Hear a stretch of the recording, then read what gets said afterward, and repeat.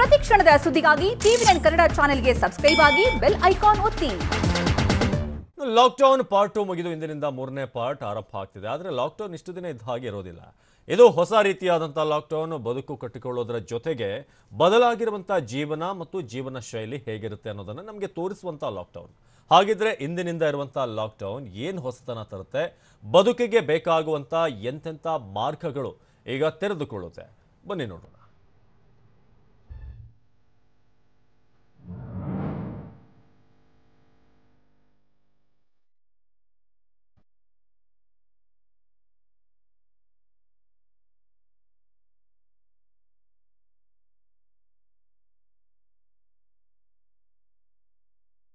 ಕಟ್ಟಿ ಹಾಕಿದ ಬದುಕು ಕೊನೆಗೂ ಬಿಚ್ಚಿಕೊಳ್ಳುವ ಕಾಲ ಬಂದಿದೆ. ಅಂದು ಬದುಕನ್ನ ಕಟ್ಟಿಕೊಳ್ಳೋಕೆ ಊರು ಬಿಟ್ಟವರು ಇಂದು ಅದೇ ಬದುಕನ್ನ ಉಳಿಸಿಕೊಳ್ಳೋಕೆ ಹುಟ್ಟಿದೂರಿನತ್ತ ಮುಖ ಮಾಡಿದ್ದಾರೆ.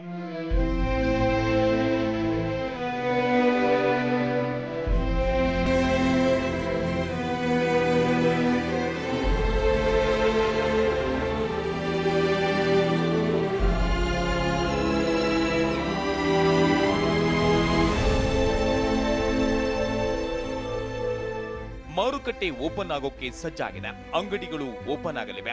ಬಸ್, ಲಾರಿ, ಆಟೋಗಳು ರಸ್ತೆಗಿಳಿಯುತ್ತೆ. ಜನರ ಓಡಾಟ ಎಂದಿನಂತೆ ಶುರುವಾಗುತ್ತೆ. ತಮ್ಮ ತಮ್ಮ ಕೆಲಸಕ್ಕೆ ಅಣಿಯಾಗ್ತಾರೆ. ಆದ್ರೆ ವಿಚಿತ್ರ ನೋಡಿ, ಇದೆಲ್ಲವೂ ಹಳೆಯದ್ದೇ. ಕೊರೋನಾ ಸೃಷ್ಟಿಸಿದ ಜಗತ್ತಿಗೆ, ಜೀವಕುಲಕ್ಕೆ ಇದೆಲ್ಲವೂ ಹೊಸತು.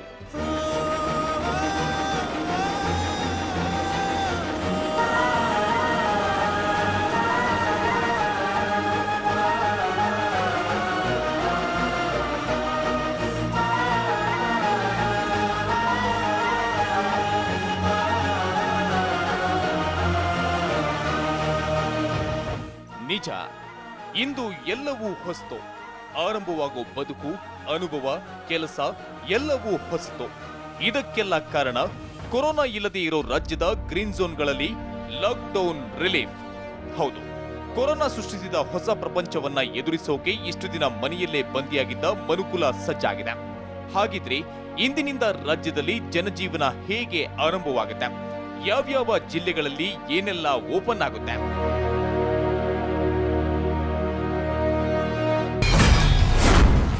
ಅಂತ್ಯವಾಯಿತು 6 ವಾರಗಳ ಯುದ್ಧ. ಹೊಸ ಜೀವನ ಆರಂಭ.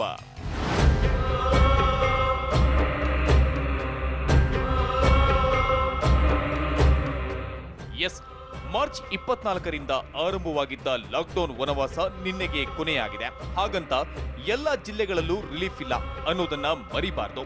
ಯಾಕಂದ್ರೆ ರಾಜ್ಯ ಸರ್ಕಾರ ರಿಲೀಫ್ ನೀಡೋ ವಿಚಾರಕ್ಕೆ ಕೊರೋನಾ ಕೇಸ್ ದಾಖಲಾಗಿರೋ ಜಿಲ್ಲೆಗಳನ್ನ ರೆಡ್, ಆರೆಂಜ್, ಗ್ರೀನ್ ಅಂತ ಡಿವೈಡ್ ಮಾಡಿದ್ದು ಝೋನ್ ವೈಸ್ ರಿಲೀಫ್ ಸಿಗುತ್ತೆ. ಯಾವ ಝೋನ್ ನಲ್ಲಿ ರಿಲೀಫ್ ಇಲ್ಲ ಅನ್ನೋದನ್ನ ತೋರಿಸ್ತೀವಿ. ಆದ್ರೆ ಅದಕ್ಕೂ ಮೊದಲು ಯಾವ ಝೋನ್ ನಲ್ಲಿ ಯಾವ ಜಿಲ್ಲೆ ಇದೆ, ನಿಮ್ಮ ಊರು, ನಿಮ್ಮ ಜಿಲ್ಲೆ ಯಾವುದು ಅನ್ನೋದನ್ನ ನೋಡ್ಕೊಂಬಿಡಿ.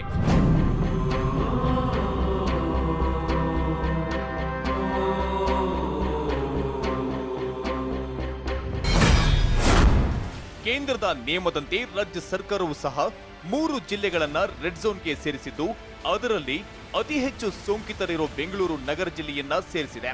ಜೊತೆಗೆ ಬೆಂಗಳೂರು ಗ್ರಾಮಾಂತರ ಜಿಲ್ಲೆಯನ್ನು ರೆಡ್ ಝೋನ್ಗೆ ಸೇರಿಸಿದೆ. ಹಾಗೆ ಮೈಸೂರನ್ನು ಸಹ ರೆಡ್ ಝೋನ್ ವ್ಯಾಪ್ತಿಗೆ ಸೇರಿಸಲಾಗಿದೆ.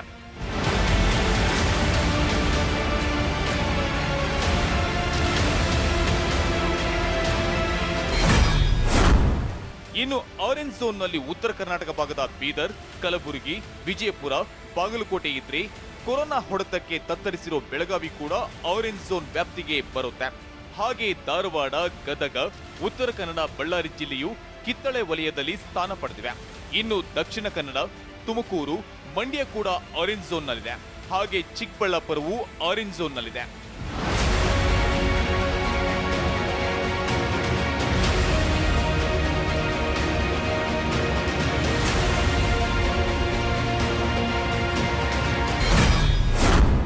ಇನ್ನು ಕೊರೋನಾ ಕೇಸ್ಗಳು ಇಲ್ಲದ ಯಾದಗಿರಿ, ರಾಯಚೂರು, ಹಾವೇರಿ, ಶಿವಮೊಗ್ಗ, ಕೊಪ್ಪಳ ಗ್ರೀನ್ ಝೋನ್ ನಲ್ಲಿದ್ರೆ, ನಿನ್ನೆ ಒಂದೇ ದಿನ 21 ಸೋಂಕಿತರು ಪತ್ತೆಯಾದ ದಾವಣಗೆರೆಯು ಗ್ರೀನ್ ಝೋನ್ ನಲ್ಲಿದೆ. ಅಂತಿಮ ಕ್ಷಣದಲ್ಲಿ ದಾವಣಗೆರೆ ಝೋನ್ ಚೇಂಜ್ ಆಗೋ ಸಾಧ್ಯತೆ ಇದೆ. ಹಾಗೆ ಚಿತ್ರದುರ್ಗ, ಚಿಕ್ಕಮಗಳೂರು, ಹಾಸನ, ಉಡುಪಿ ಜಿಲ್ಲೆಯು ಹಸಿರು ವಲಯದಲ್ಲಿ ಸ್ಥಾನ ಪಡೆದಿವೆ. ಇನ್ನು ಕೊಡಗು, ಕೋಲಾರ, ರಾಮನಗರ, ಅಂತಿಮವಾಗಿ ಚಾಮರಾಜನಗರ ಜಿಲ್ಲೆಯು ಗ್ರೀನ್ ಝೋನ್ ಆಗಿದೆ.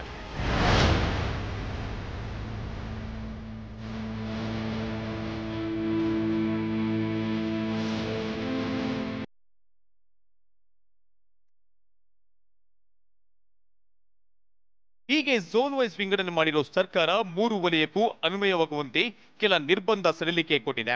ಹಾಗಿದ್ರೆ ಇಂದಿನಿಂದ ಏನೆಲ್ಲ ಸಿಗುತ್ತೆ, ಏನೆಲ್ಲ ಸಿಗಲ್ಲ, ಯಾವುದಕ್ಕೆ ಅವಕಾಶ ಇದೆ, ಯಾವುದಕ್ಕೆ ಪರ್ಮಿಷನ್ ಇಲ್ಲ ಅನ್ನೋದನ್ನ ತೋರಿಸ್ತೀವಿ ನೋಡಿ.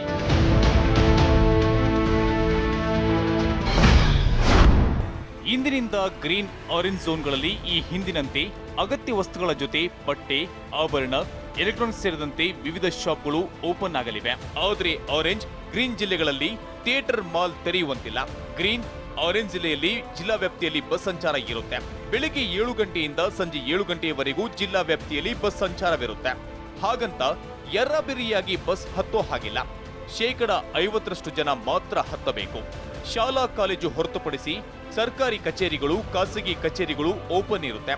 ಇನ್ನು ಆರೆಂಜ್, ಗ್ರೀನ್ ಜಿಲ್ಲೆಗಳಲ್ಲಿ ಬೈಕ್ನಲ್ಲಿ ಒಬ್ಬರೇ ಓಡಾಡಬೇಕು. ಅಗತ್ಯ ಕೆಲಸವಿದ್ರೆ ಕಾರ್ನಲ್ಲಿಯೂ ಹೋಗಬಹುದು. ಆದರೆ ಡ್ರೈವರ್ ಸೇರಿ 3 ಜನರಿಗೆ ಮಾತ್ರ ಅವಕಾಶ.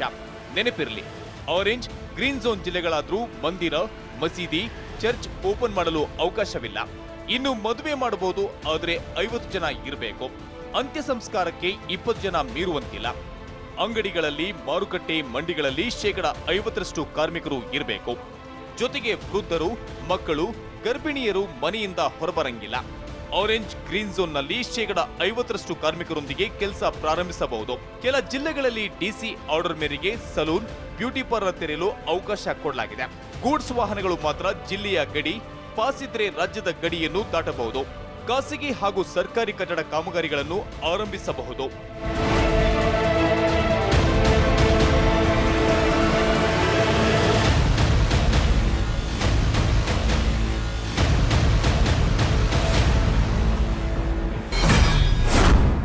ಕಂಟೈನ್ಮೆಂಟ್ ಝೋನ್ಗಳಿಗಿಲ್ಲ ಲಾಕ್ಡೌನ್ ರಿಲೀಫ್.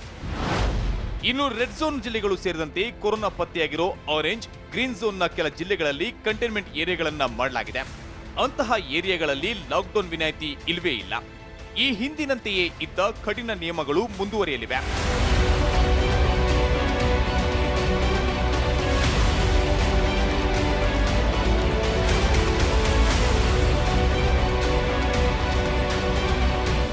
ಹೀಗೆ ಇಂದಿನಿಂದ ಲಾಕ್ಡೌನ್ 3.0 ಆರಂಭವಾಗಲಿದ್ದು ಬಹುತೇಕ ಅರ್ಧ ರಾಜ್ಯಕ್ಕೆ ರಿಲೀಫ್ ಸಿಗಲಿದೆ.